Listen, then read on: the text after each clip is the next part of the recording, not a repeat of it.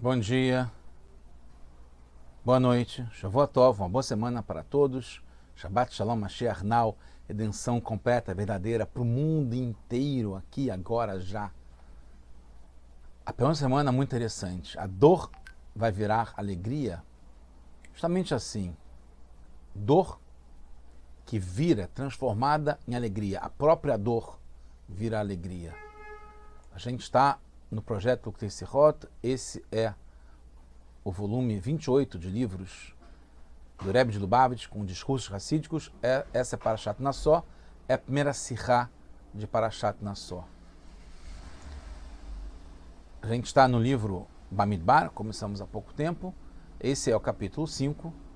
E nessa Parashá, em Nassó, tem alguns volumes do Talmud inteiros, como Nazir, e tem Sotá também, que fala sobre uma mulher, uma esposa, que teve a suspeita do marido que ela o estava traindo, e ele anuncia que ela não deve ficar fechada num recinto, num espaço, num quarto, onde pode acabar tendo uma relação proibida, que o marido adverte sobre isso com uma certa pessoa, e depois tem um procedimento inteiro, o que acontece quando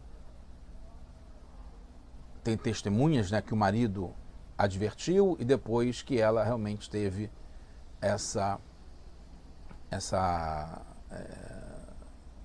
ficou fechada num recinto por algum tempo, etc e tal. E aí, na época do Beit HaMikdash, que ela era conduzida até o Beit HaMikdash e, resumindo muita história, bebia de águas, chamadas de águas amargas, porque estava junto com um pouco de terra do Mishkan, do Beit HaMikdash, e com o nome de Hashem apagado. E aí, depois que ela bebia dessa água, se ela tivesse culpa, a barriga dela explodia, as coxas caíam, ela ficava com a face escura e acabava morrendo disso. Mas aí tem, como está agora aqui nesse verso 28, que fala, Imlonit meai, se ela não era impura, se ela não estava com culpa no cartório, como se diz, e ela estava pura, terrorá, então, naktá ou niktá, ela ficava limpa, ficava com a ficha limpa, digamos assim, venizrazera, e aí ela gerava sementes.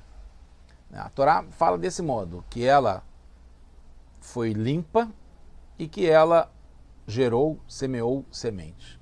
O Rashi, sobre esse verso, explica o que é isso, nizrazera, que ela semeou sementes, ou gerou sementes. Se ela, o que quer dizer isso dela gerar sementes, né, que está de uma forma aberta na Torá, se ela dava à luz com dificuldades, com sofrimento, com dor, que é a dor que vira alegria do nosso tema, vai então dar à luz com revar, com facilidade, com tranquilidade. Se ela dava à luz a filhos, né, feios, né, ligados à escuridão, que depois ficava no rosto dela, então ela vai passar da luz para crianças bonitas e formosas, etc. Então, isso está no final da Parashá, que fala sobre Sotá e explica sobre o que acontece com o efeito da água que pune a esposa infiel, essas Maim Amearerim, que pune a esposa infiel.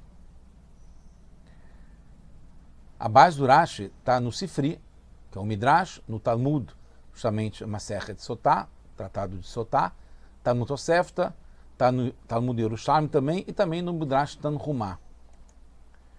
A gente vê no Sifri, né, ligado a esse capítulo e esses versos, que tem vários outros tipos de compensações que acontecem com esse gerar sementes, né? Que fala que se eram machos, né? Se eram fêmeas, passa a gerar meninos, se eram meninas para ser meninos, se eram feios bonitos, se eram pequenos passam a ser compridos, e assim por diante. E por que então Urashi pergunta, por que Urashi muda e traz só 2 exemplos, não tantos assim, e justamente estes do facilidade, né, a dor passa a ter facilidade e o feio ficar bonito. O Rambam também traz 2 exemplos, mas não são exatamente esses. Tem o da facilidade e tem outro que é nascer meninos, que é um dos que está também no Sifri. Pelo visto, no sentido literal, que é o sentido que o Pshat, que o Urashi explica, só dá para entender que tem essas 2 compensações, esses 2 prêmios para a esposa, né, a mulher que é desconfiada do marido, é suspeitada, e ela é provada inocente, pura, e ela contém esses resultados positivos depois que ela passa por todo esse processo e ela é inocente. A ideia é que a esposa tem uma recompensa ao não ser punida com a explosão da barriga, que seria o caso da punição, a queda das coxas, etc., que é justamente ter filhos, que é esse zera, que é a semente, né, que é o fruto que sai da mãe. Mas não é o que Urashi explica, ele vai além. Na Guemará e no Sifri, tem uma discussão entre Rabi Akiva e Rabi Ishmael. Rabi Akiva fala que se a esposa era estéril, infértil, ela não tinha condições de ter questões no útero, ou o que for, ter filhos, ela passa a poder ter filhos depois que passa pelo procedimento e é inocente, esse procedimento da Sotá. Mas o Rabi Ishmael questiona, se for assim, que ela era estéril, passa a ser fértil, pode ter filhos, todas as esposas que são estéreis vão passar por isso, vão fazer isso tudo para poder, de propósito, engravidar. Os comentaristas explicam que, por isso, Urashi não segue a opinião do Rabi Akiva, que é essa explicação de estéril passar a ter filhos, porque ele vai de acordo com a opinião do Rabi Ishmael, que se fosse isso, então teria um monte de gente querendo, de propósito, passar pela Sotá. Mas surgem outras questões. Primeiro, para as mulheres estéreis engravidarem, teriam que passar por todo o processo. Não é só ter o prêmio, né, de poder engravidar. Tem que estar suspeitada pelo marido, né, despertar a suspeita, ser declarada suspeita, ficar sozinha no quarto com um estranho, etc, etc. Segundo, o que tem de mais se uma pessoa, uma mulher ou mais mulheres corretas, né, xeroto, como diz na Guemará, que elas são estéreis, não conseguem ter filhos, fazerem isso para engravidar? O que tem de errado fazer isso? Se realmente tem essa possibilidade para tratar e curar e ter as chances de engravidar, não tem nenhum problema passar por isso. Então, o que o Rabi Ishmael falar, então todas vão passar por isso, qual o problema? Terceiro, o Tosfot questiona que se for assim, mesmo que não seja questão de estéreis, mas as que têm dificuldade no parto, porque não vão querer passar por isso também, da mesma mesmo modo. Vão querer passar por isso para poder ter os próximos filhos, filhos seguintes, com facilidade. Quarto, a Torá fala para a maioria das pessoas, sempre, isso é uma regra na Torá. A Torá não fala só para a minoria, só para uma pessoa ou outra, para exceções. E a maior parte das pessoas não tem filhos normalmente. Tem filhos normalmente. Então, qual seria a recompensa para elas que passariam por isso e tinham já filhos normalmente? O que elas vão ganhar com isso? Do mesmo modo que as estéreis têm uma recompensa e passam a engravidar, a maioria que tem filhos normalmente, o que elas, passando por isso, o que elas ganham? Qual é a recompensa? Então, fica essa dúvida. Precisamos entender também o começo da explicação do Urashi. O Urashi fala Venikta, que ela ficou limpa, né? O Urashi fala Mimai Mamerarim, ele especifica de que ela ficou limpa, né? O que ela ficou livre, o que aconteceu das águas que tem esse efeito de punir, né? Essas águas amargas. Velood, e além disso, aí dá a explicação de que ele a mulher vai, a esposa vai gerar semente, ter filhos, etc. Porque Urashi precisou explicar que a esposa fica limpa, que é das águas amargas, juramente, que punem. Isso é claro por si só. Do que ela pode ficar limpa? Como tem no texto antes, que fala, vem aqui, meia marimo, você vai se limpar, vai ficar limpa, pura, das águas amargas que fazem esse tipo de punição. O Rabino Eliyahu Mizrahi, ele explica, que é um comentarista do Urashi, que o Urashi quis evitar que pensassem que ela vai ficar livre desses efeitos da água. Isso é uma preparação para ter filhos, é uma condição. Então deixa claro que primeiro fica livre da explosão da barriga, etc e tal, e depois, na sequência, então uma coisa é niktar, a outra coisa é venizra zera, e vai passar a ter filhos, que é um assunto por si só. Pra você entender como se adequa a expressão ficar limpa, né, de nikayon, de naki, com relação aos impedimentos do nascimento que tinham antes. Deveria ser se curou e não se limpou, né? Deveria ser ficou boa, né? Venitrapé, de refuar. Quando a esposa precisa fazer os juramentos, né? Quando o Cohen fala para ela tudo vai acontecer, né? Que é declarado tudo que vai acontecer com ela, é falado para ela tudo que acontecerá se ela tomar as águas amargas e tiver culpa no cartório, como se diz. Já fala tudo lá anteriormente. Como pode depois a Torá acrescentar que vai ter um novo resultado, que terá filhos, isso não está lá como consequência. Está falando sobre explodir a barriga, cair a coxa, etc e tal. Escurecer a face. O Urashi também acrescenta velo od ela venizra zera, que não só isso, também para deixar claro que não é uma recompensa por ter passado por essa vergonha. Isso que ela vai passar a ter filhos, né, com facilidade, etc., é uma consequência das próprias águas amargas. Não só que as águas amargas não tiveram um efeito punitivo, de explodir barriga, etc. e tal, é assim que está a linguagem, tá? Não estou querendo criar, né, mais sensação com isso, não. Fala sobre explodir a barriga.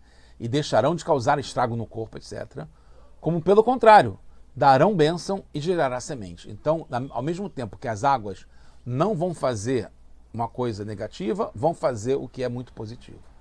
As próprias águas. E por isso que o Urashi separa. O Cohen fala que é a limpeza no modo geral, vem aqui, geral. E depois a Torá acrescenta na hora H, que ela ficou pura e inocente, detalha que terá filhos também. O Urashi entende que a bênção que vem da água é comparada com o efeito contrário que ela teria normalmente ao punir a esposa que estivesse impura. Então, não só a esposa não vai sofrer e morrer, como seria o caso da Sotá, como ela vai passar a dar à luz em vez de morrer e com facilidade em vez de sofrer, né? Com alegria em vez de dor. Não só ela não ficará feia como ficaria, né, com a face escurecendo, e todos os efeitos cinematográficos que teria, como ela vai ter filhos bonitos. Então a mesma coisa, o feio vira bonito. E as outras coisas boas também não têm a ver com o contrário da possível punição por ter traído o marido, como pequeno, comprido, nascer um filho, nascer 2 filhos, nascer todo ano, etc. Essa promessa que terá filhos com todas as bênçãos se adequa também à explicação íntima da Torá, Pneumiut da Torá, que fala sobre a mulher Sotá, que está ligado com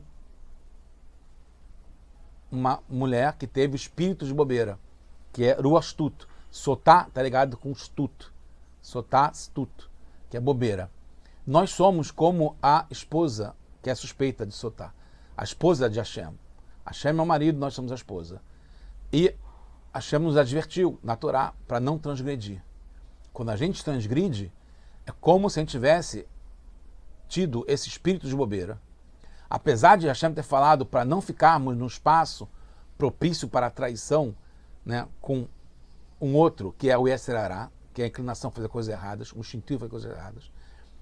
E aí tem as palavras Venectá, Venizrazera, que está ligado com a Tchuvá. A gente faz Tchuvá. Quando a gente faz Tchuvá, a gente fica limpo. E a gente tem consequências positivas. Terminando, na Tchuvá, a gente não só se purifica da impureza do pecado, Venectá, que a gente fica limpo do que aconteceu, de coisas ruins do passado, que poderiam ter consequências muito negativas, como dificuldades, não quero falar, né, o contrário da vida, etc. Como, além disso, a gente sobe acima da situação anterior, que a gente recebe frutos, sementes, filhos. Como se diz, no lugar de um Baal Tshuvá, alguém que faz Tshuvá, nem mesmo Tzadikim Gemurim, justos completos, conseguem chegar. Por isso que o Urashi fala da transformação das águas, que as águas que fazem isso, Itrapra, do amargo em doce, do pecado em méritos. Por isso também, no fundo, só aparece no final do assunto de Sotá, porque é quando tem a Tshuvá completa, que aí a dor vira alegria. E a maior alegria de todas, que a gente já está esperando há muito tempo, que vai chegar agora, se Deus quiser, a redenção completa, verdadeira, definitiva, agora já. Em vez das dores do parto, da chegada do Mashiach, da escuridão do exílio nesses últimos momentos e da feiura do exílio, que é terrível, teremos a alegria e a luz da redenção, da Geulah. Isso já começa nos instantes finais da Galut, do exílio, assim como saímos, quando a gente saiu do Egito, a gente já tinha luz nos nossos assentamentos, que a gente pode estar agora já com a luz verdadeira, definitiva, bonita, com facilidade, de alegria agora já, com a redenção completa. Mashiach now.